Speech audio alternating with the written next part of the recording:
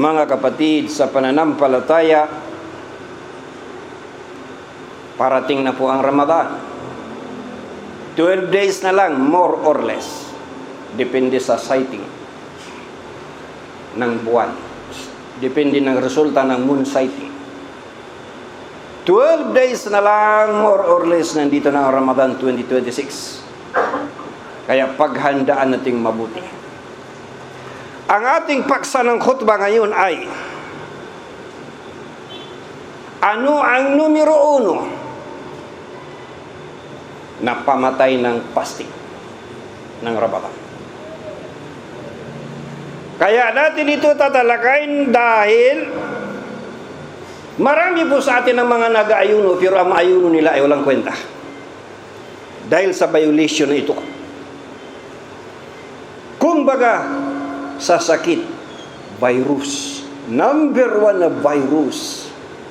Na kahit na ano pang gawin mo na mga gawain na kabanalan sa buwan ng Ramadan, anumang mga gawain na ibada ang gawin mo sa buwan ng Ramadan, kapag mayroong ganitong virus, mungkar na ito, walang kwenta ang iyong fasting. Walang kwenta ang lahat ng iyong mga gawain kabanalan. Ano po ang tinutukoy natin? Fasting. Pag-aayuno na walang sambayan. Fasting na walang sala. Tinutukoy natin na sala 5 beses araw-araw. Nagpapakagutom ka, nagpapakauhaw ka, pinipigilan mo ang iyong pagnanasa buong maghapon sa hangad, nagantimpalaan ka ng Allah. Ngunit paano ka gagantimpalaan ng Allah kung wala kang sambayan? Iisa-isahin natin yan. Tandaan natin mga kapatid sa pananampalataya, itong napakaliit na tuldok sa universe, kung tawagin planet Earth. Tayo na mga tao, nandito sa planet Earth, nilikha ng Allah. At ang mga jin, nilikha ng Allah, na naglipa na sa kung saan-saang bahagi ng universe, na ang tanging dahilan ay para sambahin ang Allah. وَمَا خَلَقْتُ الْجِنَّ وَالْإِنسَ إِلَّا لِيَعْبُدُونَ. At hindi ko nalikha ang jin at sangkatauhan maliban sa ako ay sambahin, sabi ng Allah. Malapit-lapit na pagkahulugan, Quranul Karim. Ngayon, ito mga kapatid ang tandaan natin. Hindi tayo sigurado. Bata kami na matanda, hindi tayo sigurado kung pagkatapos ng Ramadan 2026 ay mayroon pa tayong Ramadan 2027. Paano kung itong Ramadan na darating 2026 ang last and final Ramadan sa buhay natin? Ilan ba mga kaibigan natin, mga kakilala natin, mga kamag-anak natin, kasama natin sa Ramadan 2025 na hindi natin magiging kasama sa Ramadan 2026 dahil namayapa na? Anong tingin mo sa sarili mo? Anong tingin natin sa sarili natin? Anong malay natin kung kasama tayo sa pipikapin na sa listahan ng malakal maut na pipikapin sa Ramadan bago mag-Ramadan 2027? Kaya mga kapatid sa pananampalataya, galingan natin ang husto itong darating na Ramadan 2026 dahil hindi natin alam, baka ito na ang last na Ramadan sa buhay natin. Tandaan natin na paulit-ulit, taon-taon, ilang taon ka na ba? 20, 30, 40, 50, 60 years ka na. Paulit-ulit na dumarating sa atin ang buwan ng Ramadan para ipunla sa ating kamalayan ang takwa para katakutan natin ng Allah. Ya ayyuhalladzina amanu kutiba alaikumus siyamu kama kutiba alal ladzina min qablikum la'allakum tattaqun. O kayo na mga nananampalataya. Naka-address to sa mga nananampalataya sa kaisahan ng Allah. O kayo na mga nananampalataya, ang pag-aayuno ay ipinag-uutos sa inyo tulad ng pag-uutos sa mga nauna sa inyo. upang harinawa kayo ay maging mga al-muttaqun. Mga mahintatakutin sa Allah. Bakit ba kailangan natin? Bakit ba kailangan natin ang takwa? Ano ba ang maibibigay ng takwa sa buhay natin? Ano bang benepisyo ng takwa? Mayroon ba? Kapag ikaw ba'y mahintatakutin sa Allah, ano bang benepisyo na makakamit mo? Mayroon ba? Kapag ikaw ay mahirap, kapag ikaw ay mayaman, o wala kang katungkulan, o malaki ang katungkulan, kapag nasa iyo ang takwa, ang buhay mo ba komportable? Punong-puno ang buhay natin ng mga pabigat, pasanin, tinik sa dibdib. Lagi-lagi may dala-dala tayong mga pasanin sa buhay.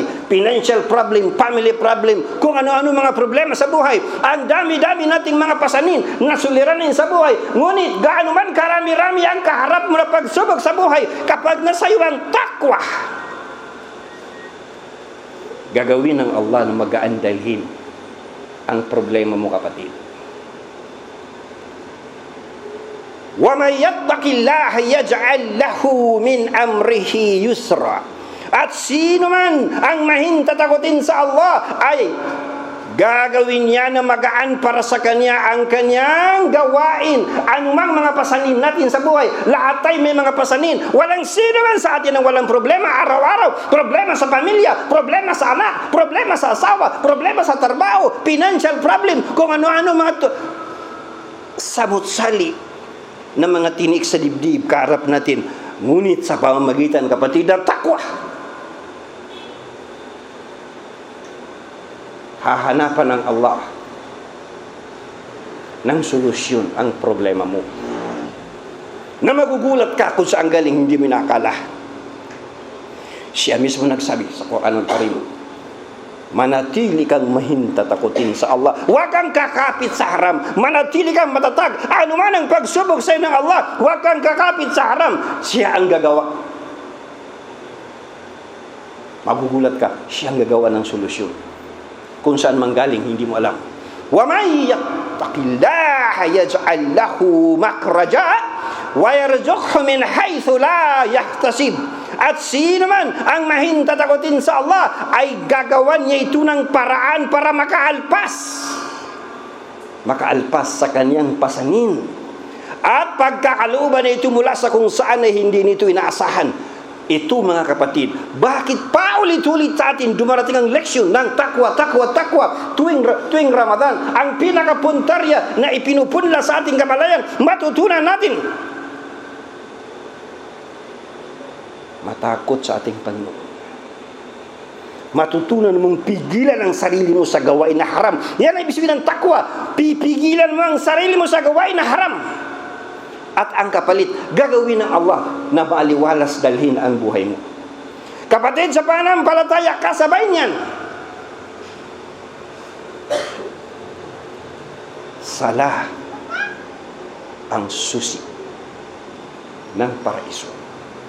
Sinabi ni Muhammad sallallahu alaihi wasallam, as-salatu miftahul jannah, sala ang susi ng paraiso. Ngunit ang mga Muslim, hindi nila siniseryoso ang Ramadan. Ilang Ramadan na dumating sa buhay mo, 30, 40, 50, 60, hindi mo pa rin siniseryoso ang Ramadan, wala ka pa rin sambayan. Tumanda ka na lang. Itong khutbah natin, mga brother, mga sister, ito ay kuryente. Medyo masakit itong khutbah natin ngayon. Kailangan walang nagkukhutbah tungkol sa walang salah, fasting na walang salah, hindi dinidiinan. At kahit didiinan natin ito, alam natin na masakit sa mga matatamaan. Hindi natin hangad ang maghatid ng sama ng loob. Hindi natin hangad na pauwiin ka na dala-dala mo sama ng loob. Hindi natin hangad na durugin ang puso mo. Kung bakit kuryente ang ating khutbah ay dahil mahirap gisingin ang mga nagtutulog-tulugan. Kailangan gamitin mo ng kuryente. Pag kinurinti mo, magugulat, tatayo bigla, gising, matatauhan. Tandaan mo, ilang Ramadan ang inabot mo sa buhay mo. Pang ilang Ramadan na ito darating? 40, 50, 60. Ano pang hinihintay mo? Baka ito na ang last na Ramadan sa buhay mo. Bakit hindi mo galingan? Galingan mo. Umpisaan mo sa sala, 5 times a day. Darating ang buwan ng Ramadan. Buwan ng paglilinis ng kasalanan. Muli tayo na naman bibigyan ng Allah ng pagkakataon para maglinis ng kasalanan, magtoba, magrepent. Humingi ng tawad sa Panginoong Allah sa lahat ng ating mga atraso sa Kanya. Buwan na naman upang pagkatapos ng Ramadan para kang bago sila.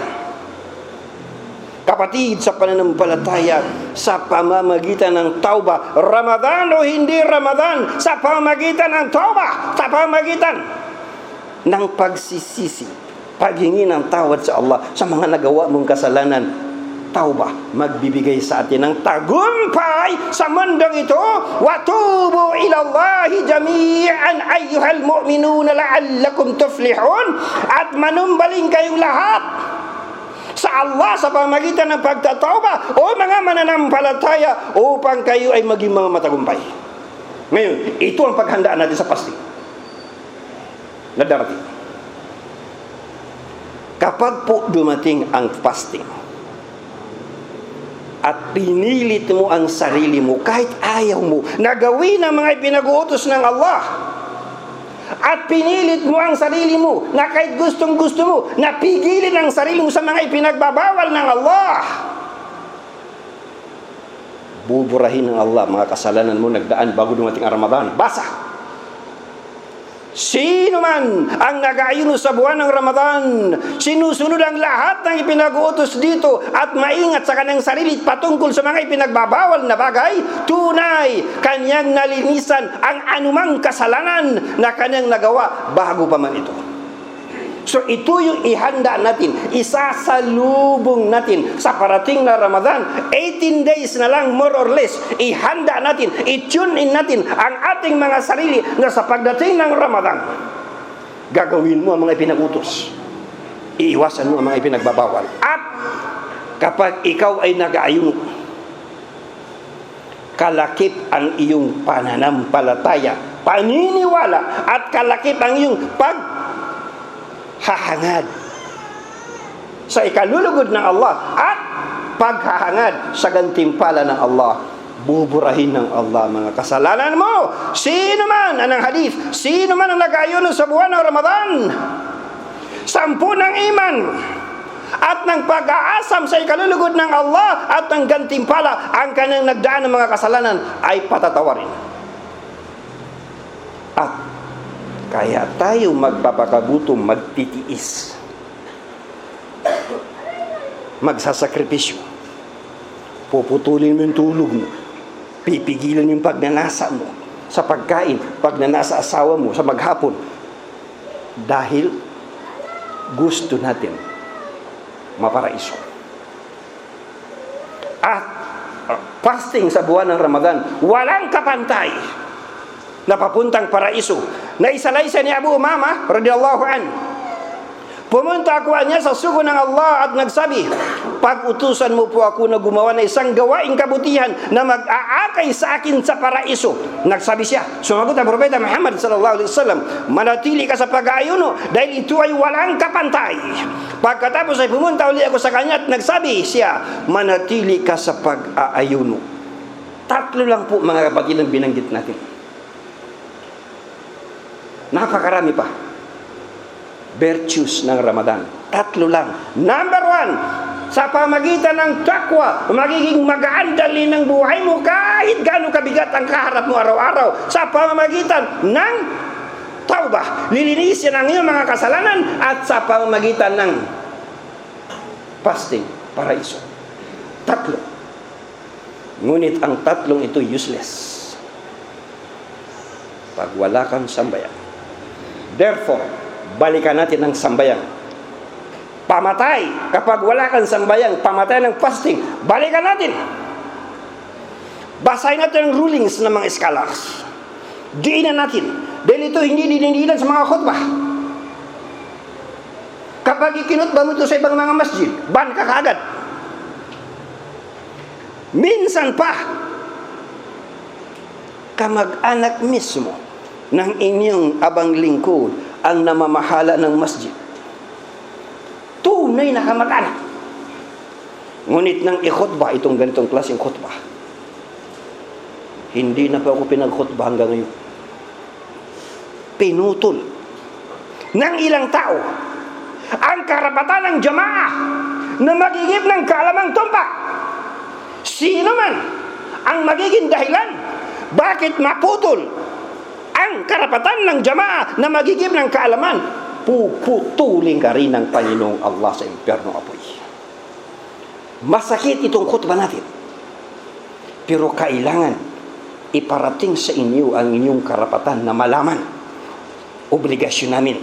Ano ang kanilang mga hukom tungkol sa fasting na walang sambayang? Hindi ito hukom ni Salim Gimba. Itong khutbah natin ay nanggaling sa hukom ni Sheikh Bembas, yumaong Grand Mufti ng Saudi Arabia. Nawa kahabagan ng Allah. Nanggaling kay Sheikh Ibn Uthaymin. Nawa kahabagan ng Allah. Ito ay nanggaling mismo sa Fatawa Islamiyah. Nanggaling ito sa grupo ng pinakamalalaking ulama ng Saudi Arabia. At ang hukom na ito ay nanggaling mismo sa pinakakilalang mga aklat ng Islamic jurisprudence, kung tawagin, fiqh sunnah. Ano ang kanilang rulings? Makinig ka mabuti. Hindi ito rulings ni Salim Gimba. Huwag sasamang loob mo kay Salim Gimba.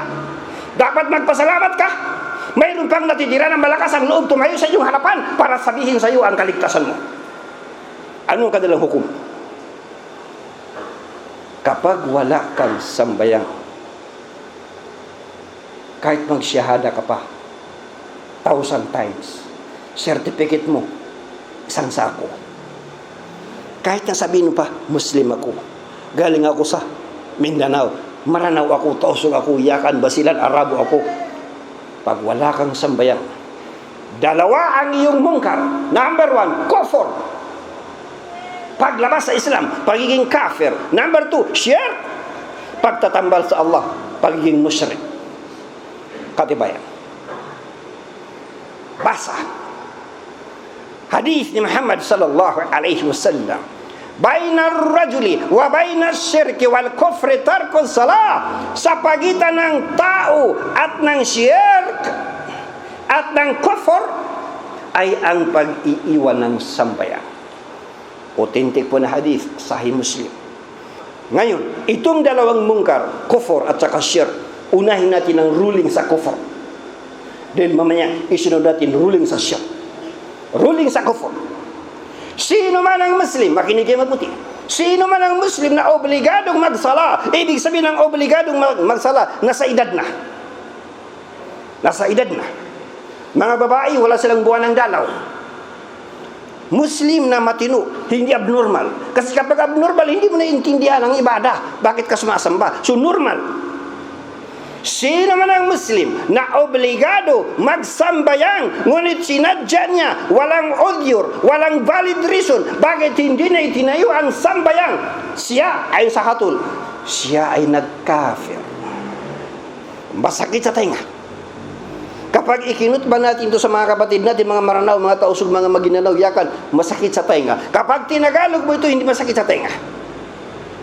Siya ay tumanggi na manampalataya. Oh, maganda pakinggan, classical na Tagalog. Ngunit kapag in-Arabic mo, siya ay nagkafir. Lumabas sa Islam. Hindi na siya Muslim.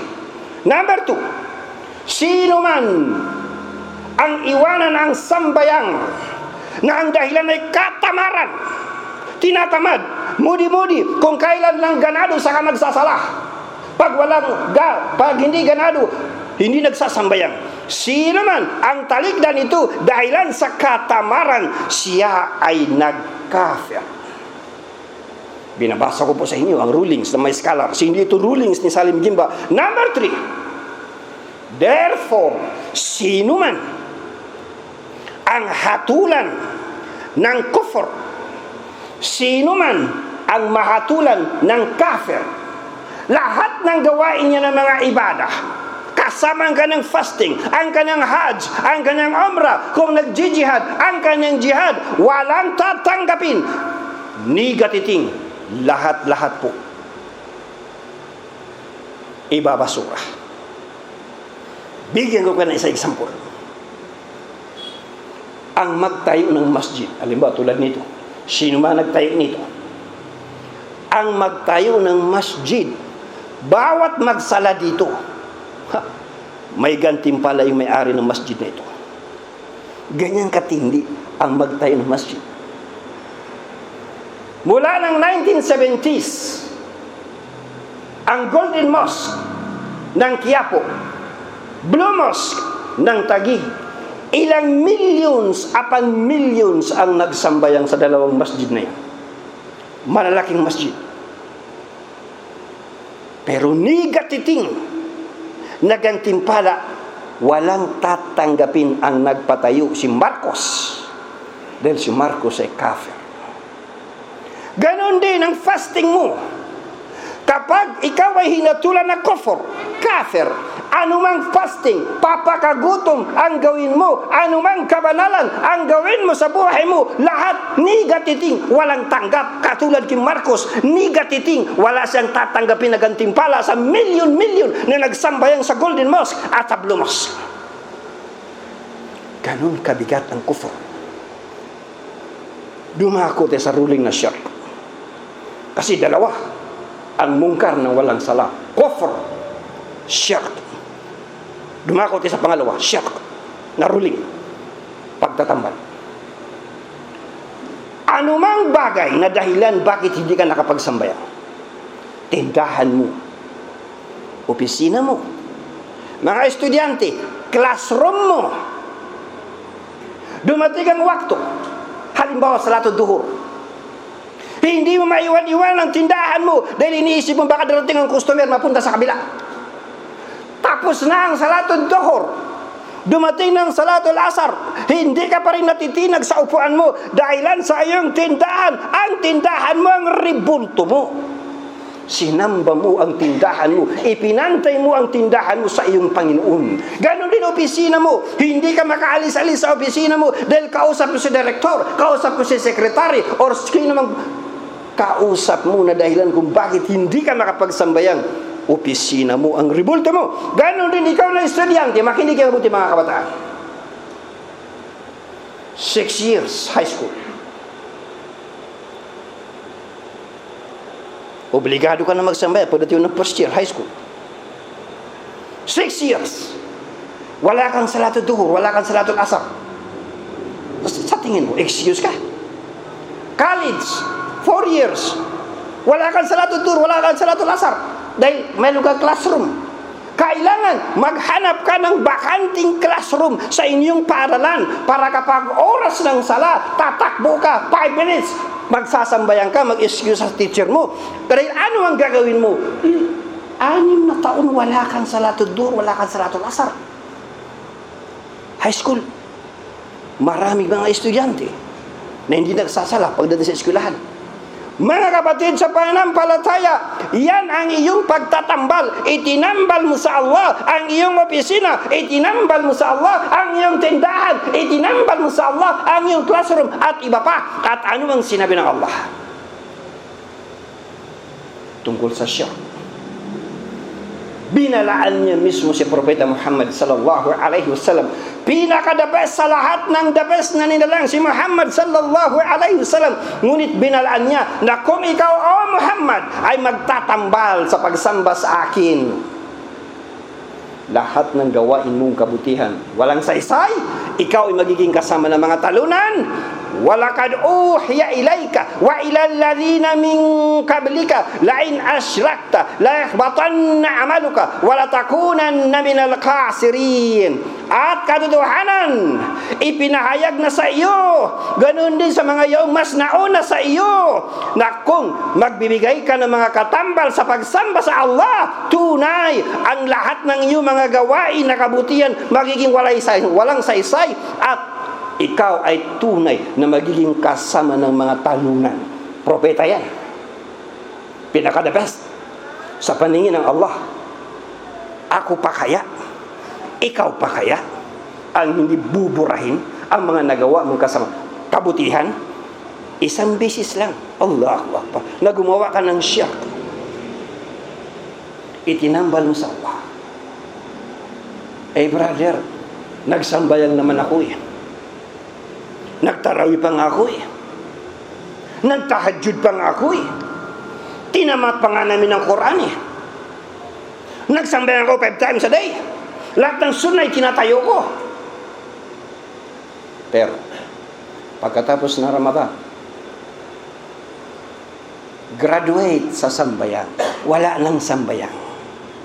Tanong, tanggap kaya lahat ng ginawa mong kabanalan sa Ramadan kung pagkatapos ng Ramadan balik ka sa walang sala?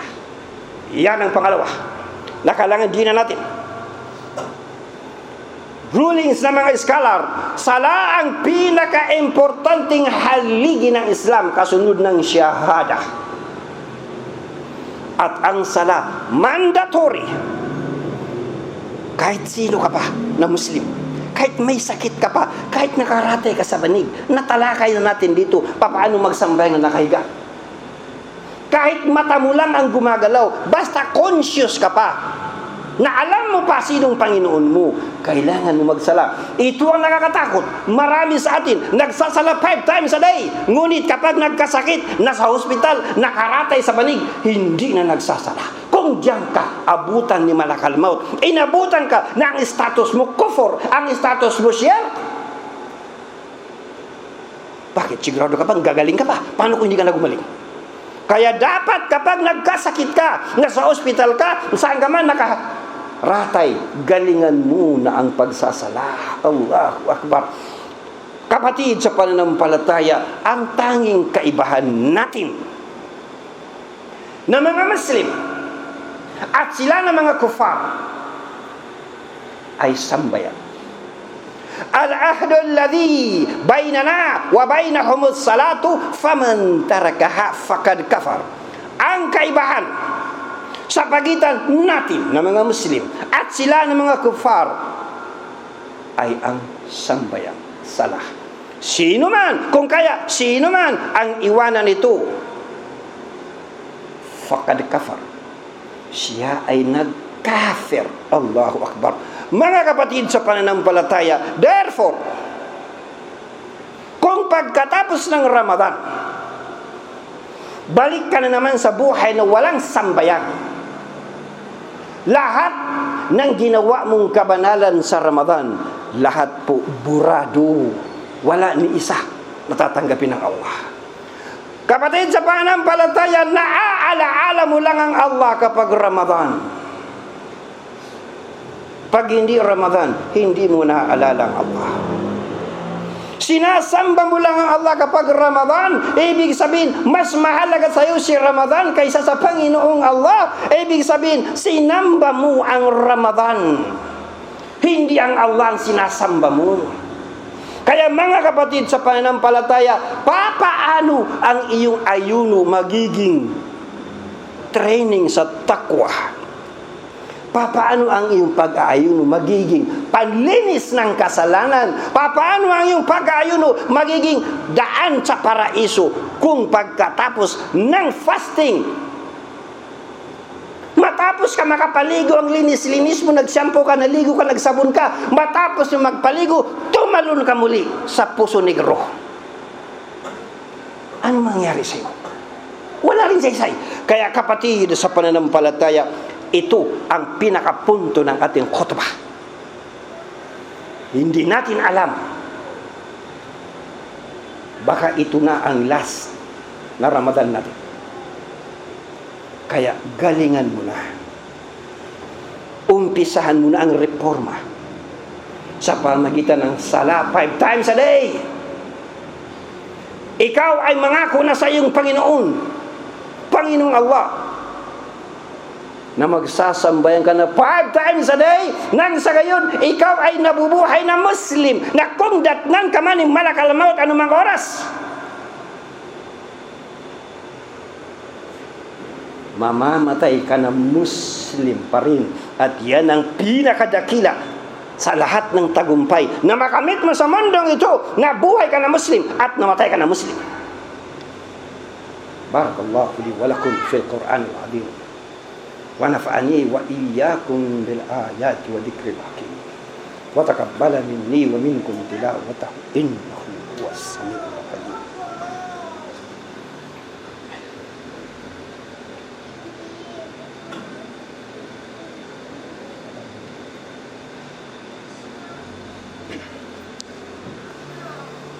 Alhamdulillah hamdan katsiran kama amar. Asyhadu an la ilaha illallah wahdahu la syarika lah wa asyhadu anna Muhammadan abduhu wa rasuluh. Ibadallah, ittaqullaha haqqa tuqatih wa la tamutunna illa wa antum muslimun.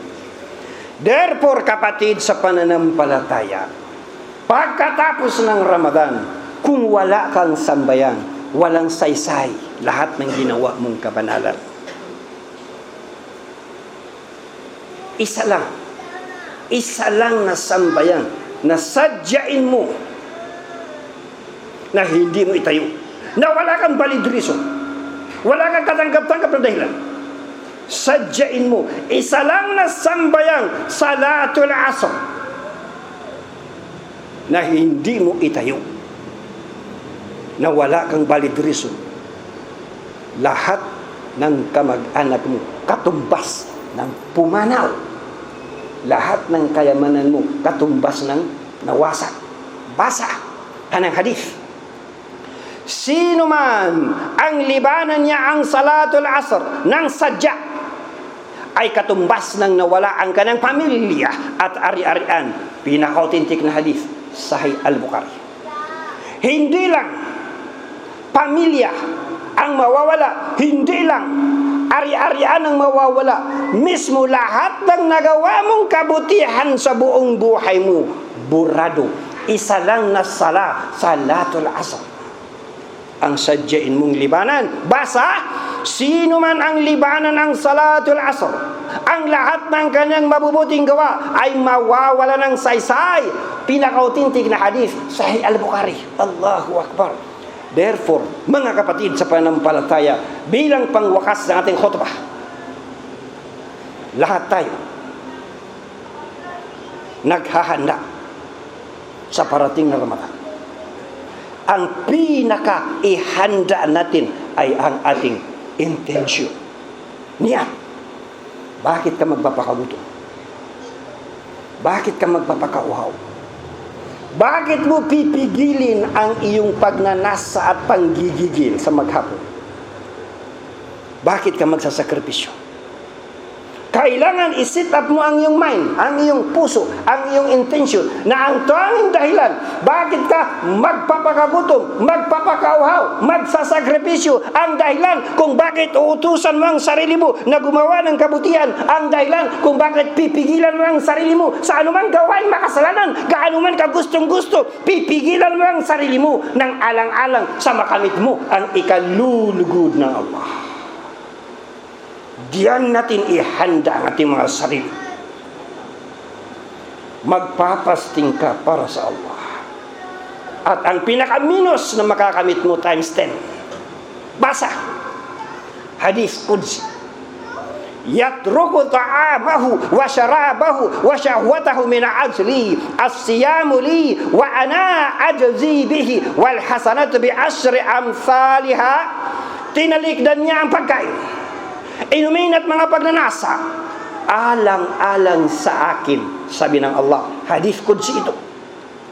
Ang pag-aayuno ay para sa akin, kaya gagantimpalaan ko ang taong nag-aayuno para rito, at ang gantimpala ng mabubuting gawa ay baka 10 beses ulit. Allahu Akbar. Kapatid sa pananampalataya, hindi natin alam, baka ito na ang ating last and final Ramadan.